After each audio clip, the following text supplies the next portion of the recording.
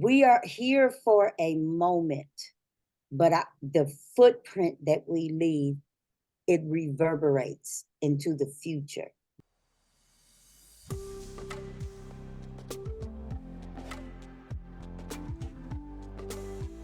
Hi, everyone, and welcome to Conversational Lounge Media, where we mentor, connect, and inspire others through real life stories. On the show today, we have Claudine. She is an amazing guest. I cannot wait for her to share her story, her journey, and all the things she has been doing. I know she has some exciting news about something that just happened recently that I'm just not going to steal her thunder. I'm going to let her introduce herself. Claudine, welcome to the show. Thank you so much, Trudy, for having me. Um, so I have to introduce myself, right? So I'm a recent grad from Goddard College. I just received my MFA in creative writing. What inspired me to do that is because I am by nature a poet, a playwright, a storyteller, and I'm a self-published author. So, yeah. Oh my goodness, wait a minute. See, I didn't even know about the authorship part, but first of all, congratulations on your master's. Thank you, dear. So you wrote a book. Tell me about your book and what inspired you to write it. Okay, so I've written and self-published two books. And the first one I did, it was more or less like a Valentine's Day present for me. And I was so bored at my job that I would go to work every day and I'd write these messages to myself. And then I said, wait a minute, you can go online and self-publish this. And I sat at my desk one day, and next thing I know, I got this little bean that said, you're a self-published author. And I was like, okay, well, let's go with this. I'm an author. But the next time, my niece called me and said, we need someone to read to a group of girls. We're having a princess party. They're 10 through 15, and we need someone to read. And I suggested you, and I was like, okay. I said, well, I'll write something special for them.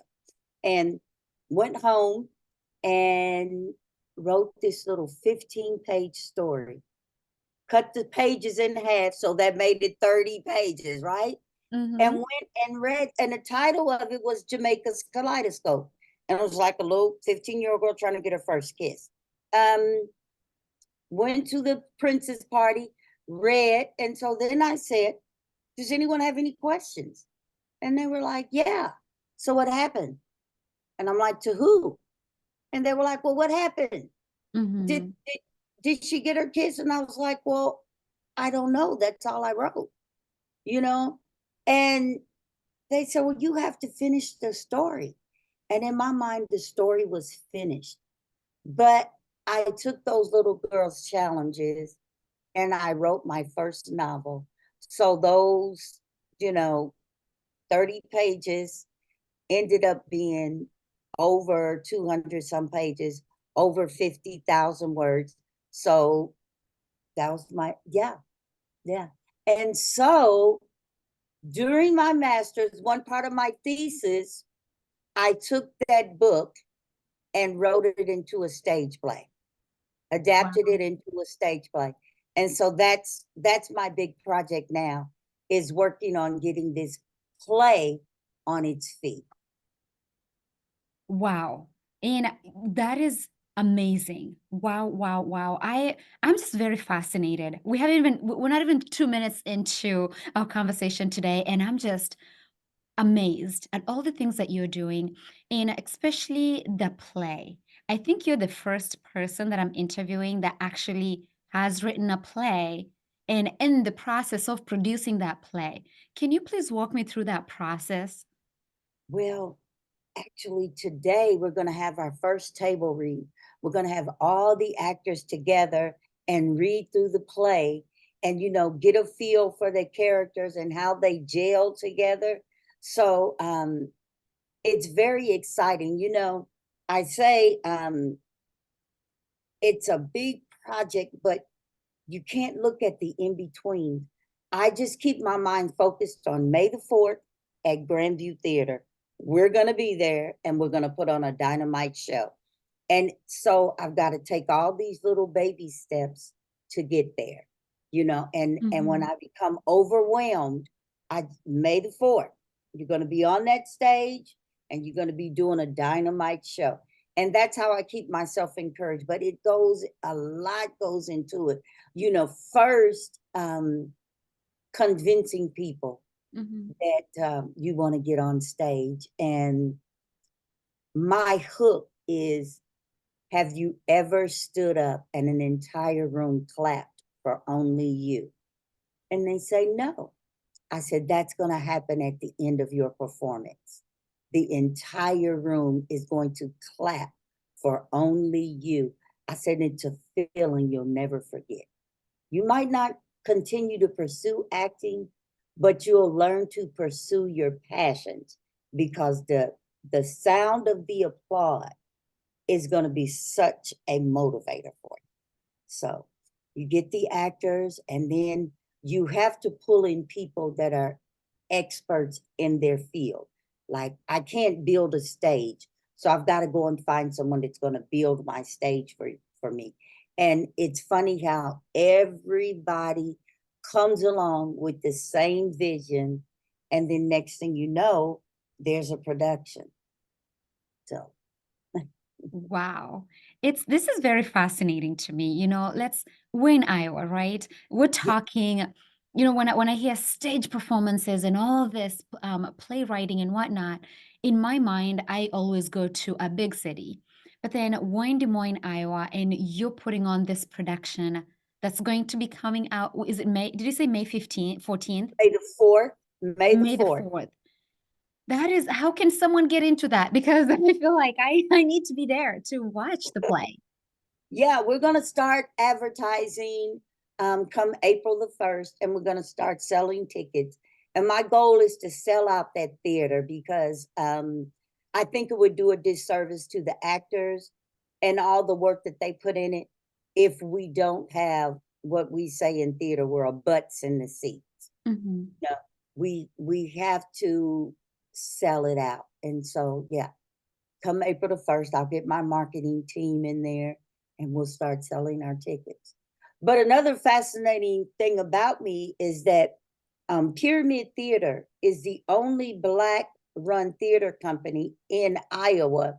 And I was one of the founding members of that. So, and we're based here in Des Moines. And so, yeah, they do amazing work, but Mhm.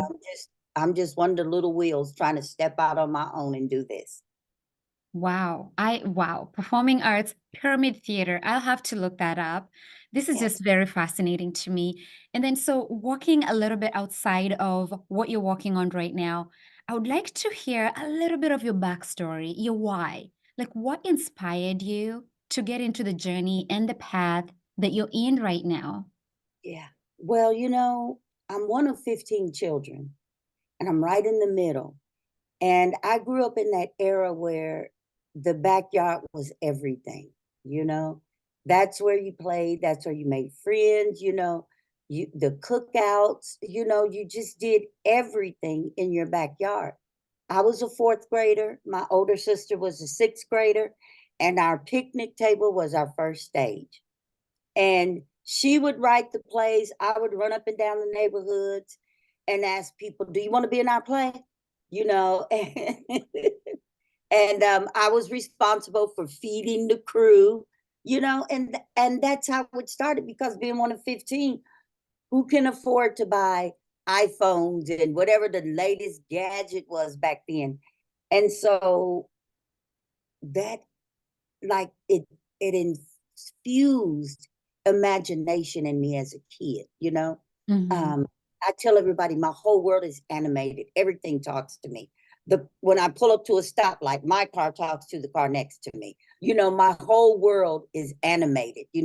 That's the type of imagination I had. The library was the only place that I could go with no instruction. If I'm going to the library, go stay all day if you want. But if I was going to the candy store, you better be back in 15 minutes. But the library was the only place I could go. And I love books. I read something the other day that said 18% of Black fourth graders are not proficient in reading. And that boggles my mind, you know? And so I started out writing children's books Mhm. because I know that if you read to children, that will incite this desire for them to read. And I've kind of fallen off of that, due to a lot of life, experiences and stuff. But that's something that I want to start embracing again, is getting back into writing children's books and reading to children. Yeah. Wow. Wow, wow, wow. Such a fascinating story. And it's interesting how, those things that drives us when we're younger, it's something that keeps on, it will still be at the back of our minds, even to a point where we're grown adults. Now we're going to go back into those, hey, I've always enjoyed, acting. I mean, you were feeding them and doing all these things. And now your dream is coming to life. Yeah. So if people are watching out there and they're just fascinated, the whole concept of theater, performing, writing is new to them. What message or what a piece of advice would you give them? My piece of advice is, if it's a burning passion in you, then do it. Get it on paper, because creatives are here to change the world, you know? And I'm not sure if you saw the performance with Tracy Chapman on the Grammys.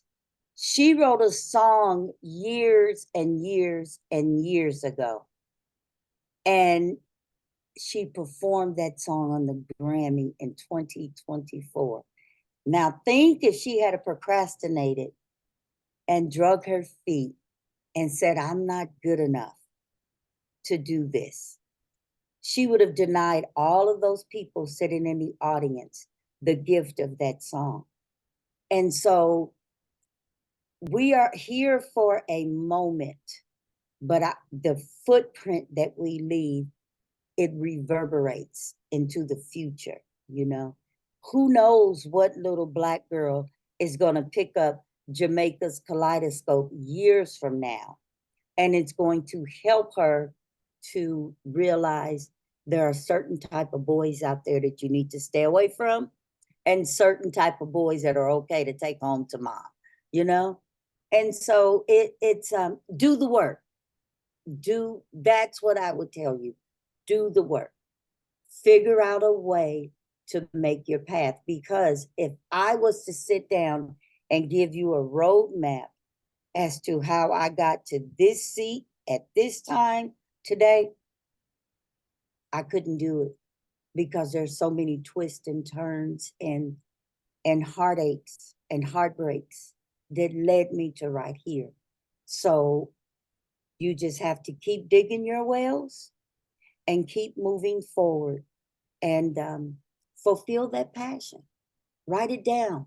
Write it down, and then keep it as your gauge, and keep going back to it. Keep going back to it. And if you fulfill it and you can check it off your list, immediately go to what's next. You don't get the chance to sit back and kick your feet up and say, yeah, I did that. You do for a minute. After that, it's on to the next. We are vessels to be filled up and poured out. It's a continual process.